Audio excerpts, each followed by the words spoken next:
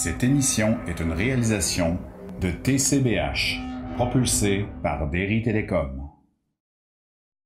L'ameublement de la saison 2 de l'émission Place aux aînés est une gracieuseté de Meubles Tardy.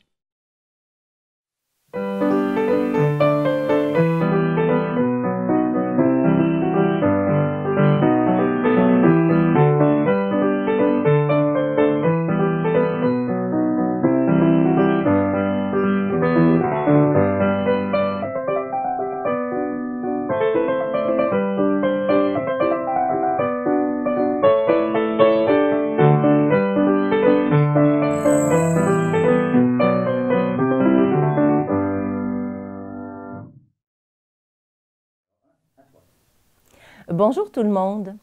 Dans cette émission, vous ferez la connaissance de certains membres de l'équipe de la maison Le Puits de Trois-Pistoles.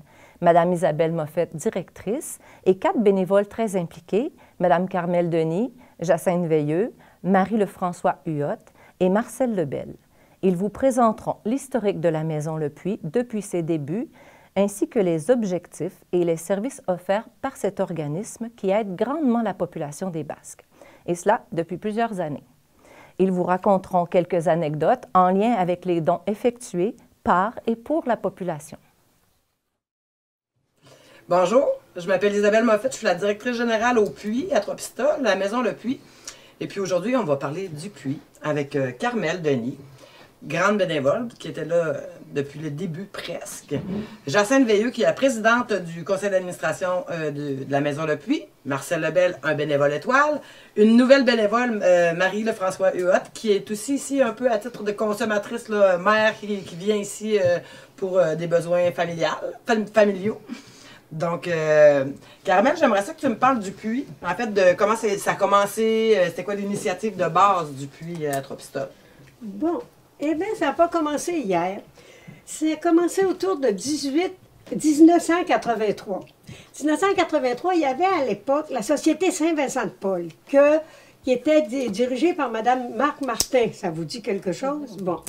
Et qui avait ses locaux au sous-sol du presbytère et qui donnait des vêtements usagés aux gens dans le besoin. À ce moment-là, il y avait un groupe de bénévoles et en 83, ces gens-là avaient pris un peu d'âge, n'est-ce pas? Et ils étaient fatigués. Ils ont décidé de cesser leurs activités.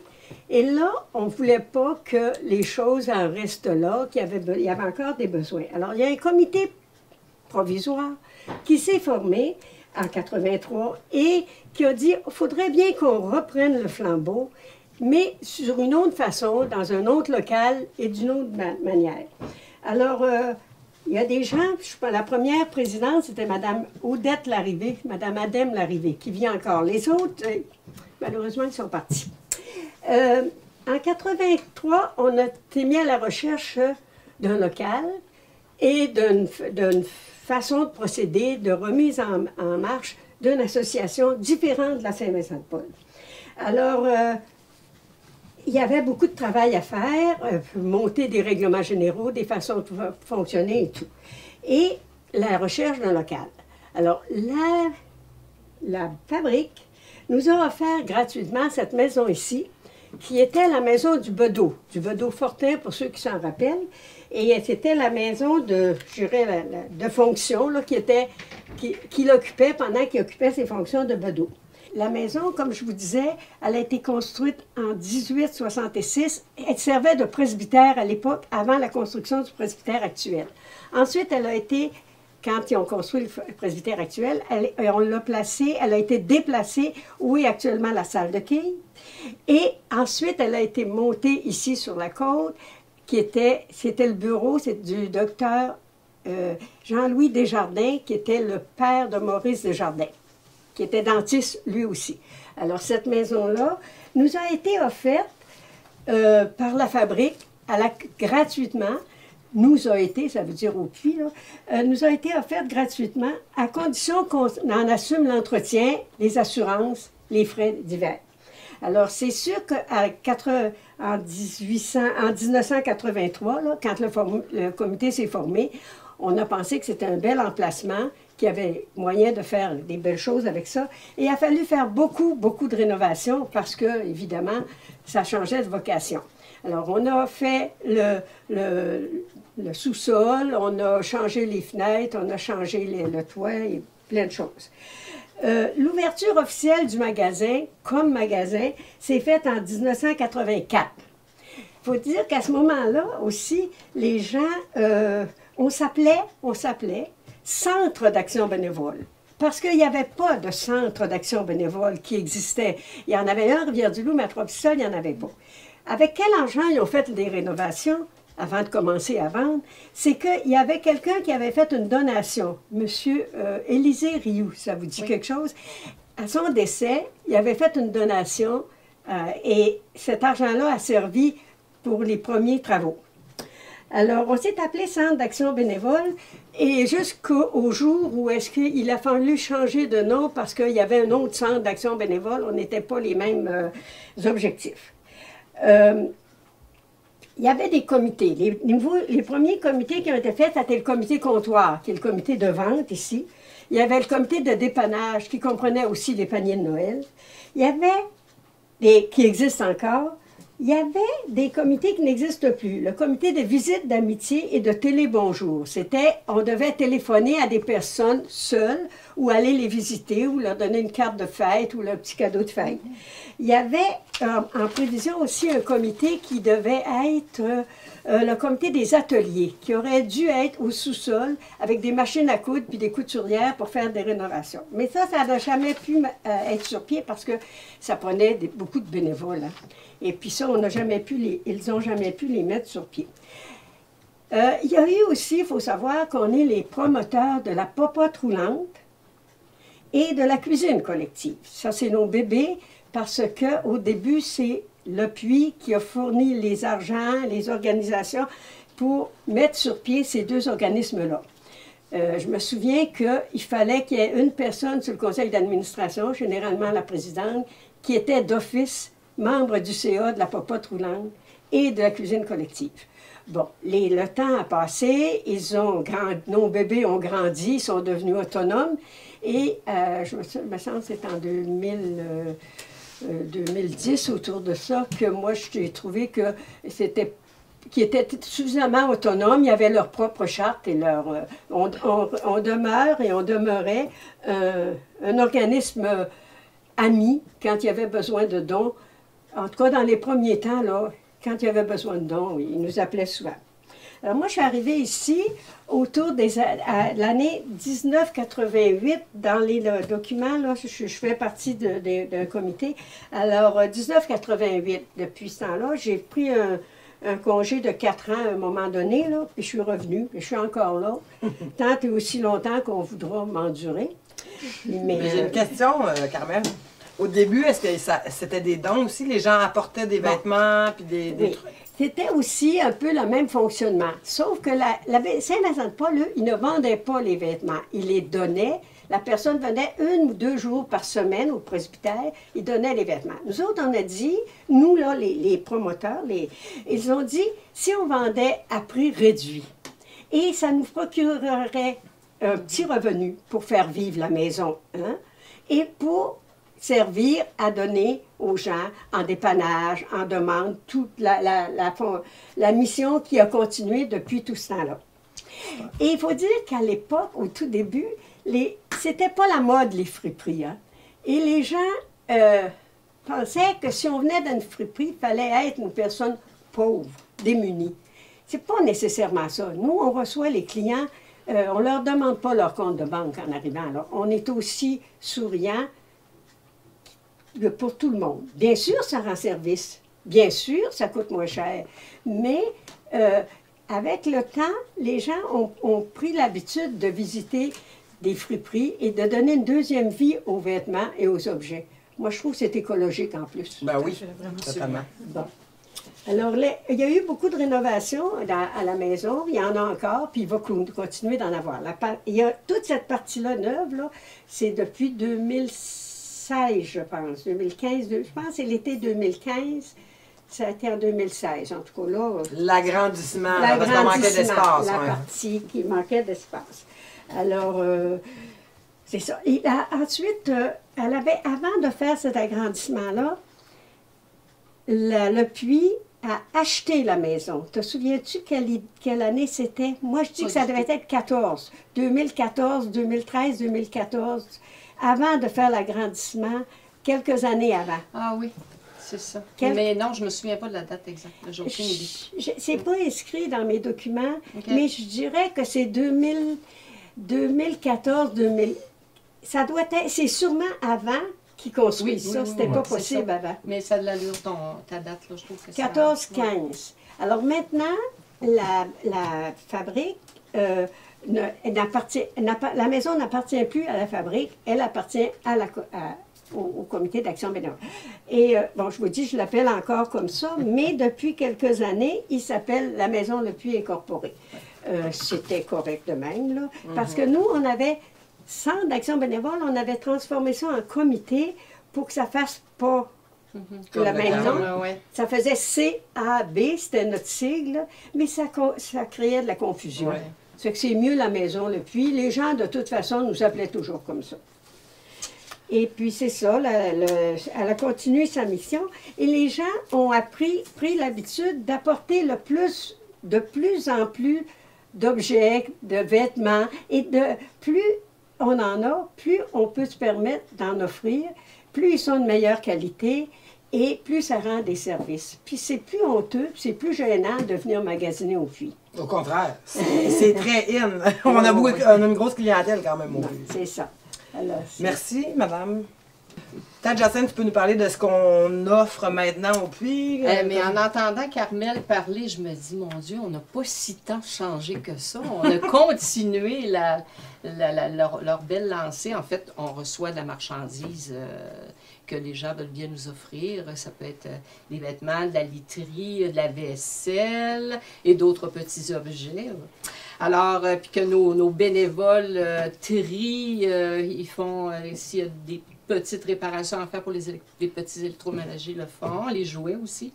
Et puis, on peut offrir cette marchandise-là à un prix réduit à une clientèle qu'on aime beaucoup d'ailleurs. Et puis, comme tu le disais, c'est l'économie circulaire. Alors, pas de gaspillage, le moins possible. Puis, on peut redonner à la communauté par des dons, des panaches alimentaires, les paniers Noël, entre autres. Alors, c'est aux alentours de ça. Mais nos bénévoles, c'est de l'art. Oui, puis il y a une grosse équipe de bénévoles au puits quand même pour un organisme. Là. On a plus de 30 bénévoles qui sont actifs. Donc ça, c'est beaucoup. Pas leur temps. Non, puis on a beaucoup d'aînés quand même. On vise à se renouveler un peu en bénévolat. Hein.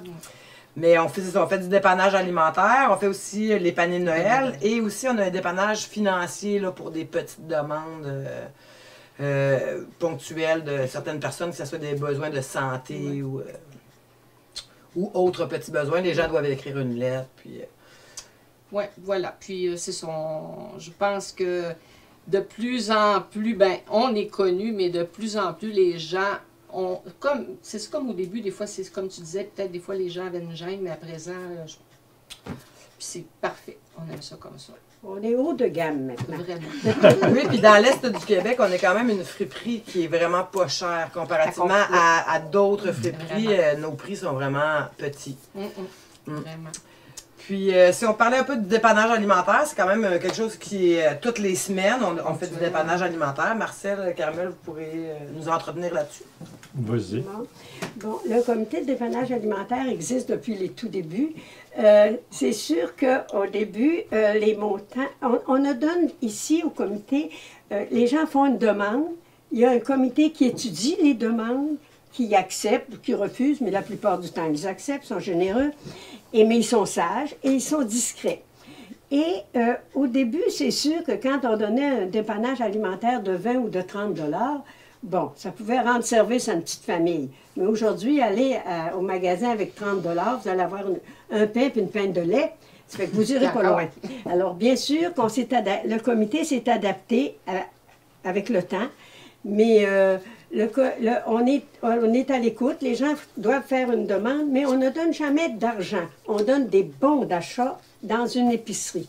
Alors, on ne va pas donner de l'argent. Et on garde nos il y a des fiches, on garde nos livres à jour. Ouais. Et puis, je pense que ça rend service. Et puis, quelqu'un il faut être généreux, puis il faut être compréhensif. Que la personne qui doit faire une demande, elle ne le fait pas de gaieté de cœur, puis c'est parce qu'elle a besoin.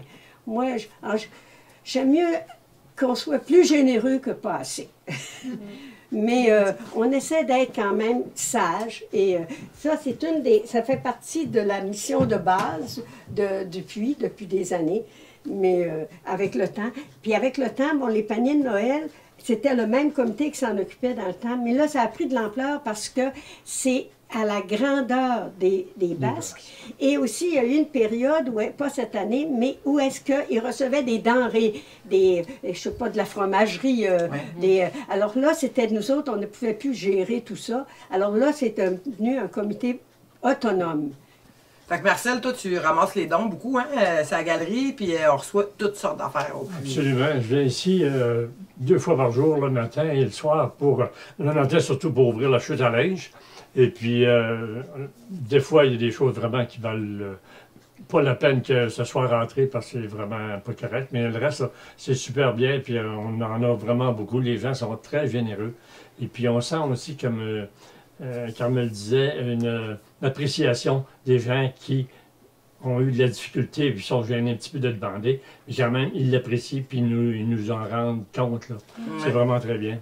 On peut peut-être dire, vu qu'on passe à la télé, qu'on ne prend pas les électros, on ne prend pas les meubles, on prend les dons idéalement propres. Hein? Parce que des fois, on en voit de toutes les couleurs. Oui. Donc, les vêtements, la literie, les livres, les jouets la vaisselle, tout ça, dans un bon état, on le prend. Oui. Donc, c'est les meubles, tout ça. Des fois, les gens n'ont pas encore compris qu'on n'a pas l'espace pour ça. Il y aurait sûrement un marché, mais on n'a pas l'espace pour entreposer ça et la maintenance de ça non plus. Ça faisait partie de nos rêves aussi, d'avoir un entrepôt, un endroit où est-ce qu'on aurait pu prendre les gros électros. Ça faisait partie de mes rêves que je n'ai pas pu réaliser parce que ça nous aurait pris un électricien pour moi, ça nous aurait pris des déménageurs, ça nous aurait pris un camion. Puis une bâtisse. C'est que mon rêve est resté irréalisé. C'est la même chose pour certains vêtements qui arrivent ici dans un état où est-ce nous, on lave pas les choses. Fait que, des fois, il y a des vêtements qu'on se dit, bon, si on passait toute la journée à faire du lavage, on pourrait les prendre. On n'a pas ça, on n'a pas le temps, on n'a pas l'infrastructure. Donc, des fois, il y a des trucs qu'on ne peut pas mettre sur le plancher. Mais c'est plutôt rare quand même. Moi, je pense que 90-95% des choses qu'on reçoit, peut-être plus. Là, 90%, oui. Bon. C'est vraiment A1, c'est clean, c'est plié dans ben des cas. C'est beau travailler et puis placer ça là. Oui, oui. Puis toi, Marie, tu viens au puits depuis longtemps? Et je pense que ça va être partie de mes premiers arrêts quand je suis arrivée à Trois-Pistoles. Le puits, c'est comme un peu aussi, quand on arrive à Trois-Pistoles, une attraction touristique. Oui, c'est vrai! Fait que oui, je venais quand j'étais une jeune adulte qui travaillait ici, puis qu'on avait besoin de costumes, puis de vaisselle, puis tout ça. Puis maintenant, avec les enfants, c'est vraiment un incontournable aussi, là, avec les vêtements. On sait comment que ça grandit vite, nos tout petits, là. Donc, autant pour venir faire des dons, des vêtements qui font plus, que pour venir en chercher d'autres. Puis pour nous autres aussi, là, c'est bien pratique. Vaisselle, vêtements, il y a toujours... on peut trouver pas mal n'importe quoi au puits, il faut se le dire. C'est vraiment la réponse à plusieurs problèmes dans la communauté. Oui, c'est ça. Même sur les réseaux sociaux, hein, les gens demandent « Ah, je cherche telle affaire. » La première réponse qui sort souvent, c'est « Va au puits. » Ah ouais. Donc, oui, vraiment, c'est un incontournable. Puis, je suis vraiment contente de m'impliquer depuis peu sur le CA parce que je trouve que c'est un des organismes vraiment central là, de Trois-Pistoles, mais de toute la MRC. Puis, moi, j'ai des sœurs, ma famille est à l'extérieur, puis quand ils viennent ici, on va toujours voir au puits. Marie, peux-tu penser que tu pourrais aller virer au puits pour voir s'il n'y a pas ça, tu sais? Fait que de Québec on exporte le puits. On exporte le puits. Je pense qu'il y a des friperies avec des eaux aussi bas coûts, là, ça n'existe presque plus. Oui, c'est ça. Moi, j'en fréquente des friperies, puis je sais qu'au puits, on a des prix très, très concurrentiels. Vraiment. Donc, voilà pour le tour du puits. On espère que ça dure encore. C'est bientôt 40 ans. Oui, bien, on a fêté le 30e. L'année prochaine. Bonne nouvelle. On a fêté le 30e en 2016, mais je pense qu'on avait plus que 30 ans à ce moment-là. Parce que oui, si vous comptez le moment où, en 83, quand on a commencé le premier tour de roue, avant que le magasin ouvre, il y a eu beaucoup de travail. Puis moi, ces pionnières-là et ces pionniers, je leur lève mon chapeau parce qu'il y avait beaucoup de travail. Tu sais, non seulement monter physiquement les lieux, mais monter les règlements généraux, le fonctionnement, la recherche de bénévoles. Tout ça, ça a pris, je dirais, un an et demi. Fait qu'en 2023, ça serait les 40 ans, si on parle du début là, du balbutiement. Ben, ça ressemble à ça. Là. Puis moi, j'ai rien que 40 ans, ça fait comment vous Ben voilà! Alors, ça a déjà arrivé dans les anecdotes qu'on a trouvé de l'argent dans une pile de linge. Alors, possiblement que c'était quelqu'un qui avait laissé sa maison, puis d'autres personnes ont dû probablement vider la maison. Puis là, ben, quand tu déplies les chandails, oh my God, 200 pièces bien placé. Ben, écoute, c'est ça, c'est allé dans la cagnotte. C'était quelque chose d'inattendu. C'est un don. Oui, ben avec Nathalie, costume peut-être. Au déballage, là, souvent, c'est comme on cherche notre 100 pièces dans les poches. On vide les poches, mais on l'a pas encore trouvé. Les vieilles sacoches. Aussi, moi, j'ai déjà trouvé des bonbons. Les bonbons dans un plat de bonbons, mais les bonbons étaient depuis des années 40, je sais pas. Tu sais, un beau bloc, là. De bonbons. Ouais, les graines de biscuits, des affaires de même. Dans la vaisselle, on trouve toutes sortes de choses. Moi, je me souviens, j'ai déjà acheté une poivrière qui avait encore du vieux poivre. Oui, c'est ça. Poivre éventé. Bon poivre. C'est la joie de récupérer les trucs usagés. Moi, j'ai été très émue une fois. Il y a une madame qui est décédée, que je connaissais très bien. Et quelque temps après, disons une couple de mois après, son mari est arrivé avec une boîte, les vêtements tout bien. Quand j'y pense, j'ai encore les larmes aux yeux, là, voyons donc. Les vêtements tout bien pliés, ça sentait bon, ça venait d'être lavé. Il a dit, ma femme, elle ne voulait pas détruire les choses. Moi, je vous apporte ça, je sais que vous allez en faire quelque chose. Je vous dis, quand je l'ai vu, moi, je connaissais Puis une autre anecdote qui m'a beaucoup touchée aussi, c'est qu'un jour, il y avait une jeune fille qui m'arrive à l'automne. J'étais au comptoir, puis elle a dit, j'aurais besoin d'un manteau, puis j'ai pas d'argent. Bon. Alors, à ce moment-là, les manteaux, je pense qu'on les vendait 4 $. J'ai pris sur moi de lui payer son manteau, 4 $. Elle a dit, comme elle me connaissait ailleurs, là, dans une autre vie, elle a dit, je reviendrai te le payer. Moi, j'ai oublié le 4 piastres, bien parti. Le croiriez-vous, 3 ans après, elle est revenue. Elle a dit, écoute, j'ai eu de la misère, je sors de désintox, je veux me reprendre en main, puis je te paie ton manteau. Bien, moi, je me dis, rien que pour ça, c'est mon salaire de plusieurs années. Ben oui. C'est très émouvant, des choses comme ça. Puis, il y a aussi des gens, par exemple, qui vont passer au feu, là. C'est sûr que nous autres, au dépannage, on est plus... S'il arrive une circonstance particulière, on est plus... open. Ben, c'est ce que j'allais te dire, c'est que moi, c'est quelque chose qui m'a touchée depuis que je suis au puits, c'est que j'ai dépanné un jeune homme on a dépanné un garçon qui a passé au feu. Puis il y avait sa petite liste, il n'y avait plus rien, puis là, on lui a donné plein de trucs, puis il était tellement reconnaissant. Moi, je suis partie chez nous cette journée-là, j'ai fait, OK, je sais pourquoi je m'implique, puis que je suis ici, là, c'est des bonnes raisons d'être, là. Une autre chose que j'avais trouvé tellement amusant, j'avais dit que quand, à ce moment-là, c'était pas le dépannage, c'était quelqu'un qui avait besoin d'aide pour payer une partie de ses lunettes.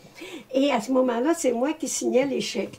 Et on vous dit, on est discret, hein? Alors, nous autres, on ne dit pas les noms des personnes. Jamais, jamais, jamais. Alors, elle avait reçu son chèque, et puis pour lui payer, l'aider à défrayer ses lunettes. Elle arrive ici, devant tout le monde. Elle dit « Merci, Madame Berubé! » Mais c'était pas moi qui avais payé. Mais là, elle dit devant tout le monde, moi, j'avais gardé ça discrètement, là, parce que je voulais pas... Mais c'est très drôle. Ouais, les gens sont reconnaissants. Absolument. Les gens sont reconnaissants. J'ai acheté une machine à coudre à un moment donné, une vieille machine à coudre, puis elle avait juste sous l'avant un reculon, là, une machine à coudre électrique, par contre. Puis là, à un moment donné, j'ai dit, bon, je vais regarder qu'est-ce que c'est. J'ouvre le petit panneau et il y avait un mot dedans. C'est la dame à qui appartenait la machine à coudre disait « Cette machine à coudre a beaucoup servi dans ma vie. Elle m'a fait faire des vêtements pour mes enfants. Faites-y attention. » Ah oui. Oui, ça nous... C'est vous, hein? Oui, oui, oui. Je l'ai gardé le petit mot, je l'ai remis là. Pour ça, il faut avoir le respect. C'est un grand Les respect objets. pour les objets qui nous sont donnés. Oui. Tu sais, même si la madame, la robe, là, ça fait 20 ans qu'elle l'a parce qu'elle l'a achetée au mariage de sa fille, elle la trouve encore belle, elle. Tu sais, nous autres, on ne lui dit pas qu'elle est démodée. Mais elle l'a gardée, puis pour elle, ça a une valeur sentimentale. Alors, il faut un grand respect, puis je sais que vous l'avez. Je sais. Oui, je suis les certaine objets de ça. l'histoire, tu sais, on, Ouais. on en prend en considération, c'est sûr, au puits. Ben, merci beaucoup pour ce beau tour de table, mesdames et messieurs. Ça fait plaisir, Ça fait Isabelle. plaisir. Ben, on vous invite à venir au puits à Trois-Pistoles. C'est un incontournable. On est au 276 rue Langlais. C'est juste derrière l'église de Trois-Pistoles. Vous ne pouvez pas manquer ça. Venez faire votre tour.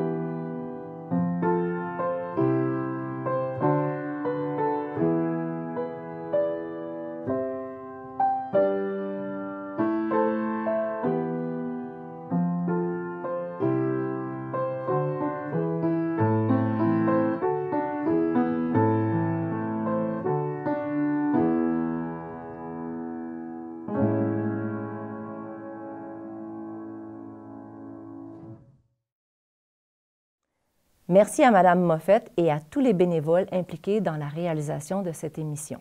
Et merci pour votre implication dans cet organisme de grande importance. Merci à tous les bénévoles qui ont participé à l'évolution de la Maison Le Puits. C'est grâce à vous si cet organisme est aujourd'hui reconnu dans notre communauté. Aujourd'hui, c'est tout le monde qui fréquente cet endroit. C'est un endroit qui permet de récupérer des choses et d'éviter le gaspillage. On peut y acquérir du matériel utile à moindre coût, sans compter tout l'aide que la Maison du Puits peut apporter financièrement à des gens du milieu et des organismes. L'émission de Place aux aînés touche à sa fin. Espérons qu'elle a su vous divertir et vous informer. À notre prochain rendez-vous, vous entendrez parler des résidences OSBL. Il y en a 4 dans notre région. Le domaine des Trois-Pistoles, Mont-Chez-Nous à Saint-Éloi, les premières habitations du Jardin à Saint-Jean-de-Dieu et l'habitation de Nonville à Saint-Clément. Les responsables de ces résidences vous expliqueront ce en quoi consiste un OSBL, le fonctionnement, les services offerts ainsi que les activités qui y sont réalisées pour le bonheur de leur clientèle. Alors, toute l'équipe vous salue. À bientôt.